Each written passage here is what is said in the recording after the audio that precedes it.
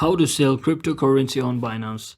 So hello guys, welcome back to my YouTube channel. In this quick tutorial I'll be showing you how to sell cryptocurrency on Binance. So first thing what you need to do is just make sure you have enough balance on your Bitcoin application or Binance application, and once you're inside here just tap on this search icon, and based on the cryptocurrency you have, you just have to search for it. So I'll just simply search for the Bitcoin.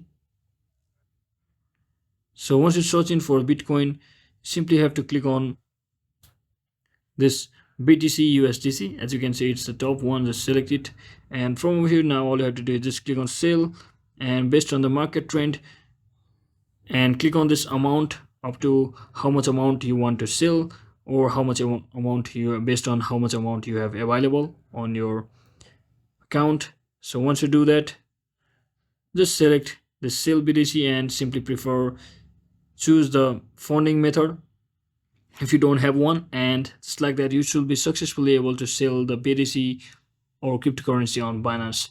So that's it for today guys. I hope this video was helpful. If it was, don't forget to like and subscribe to the channel. See you on the next one.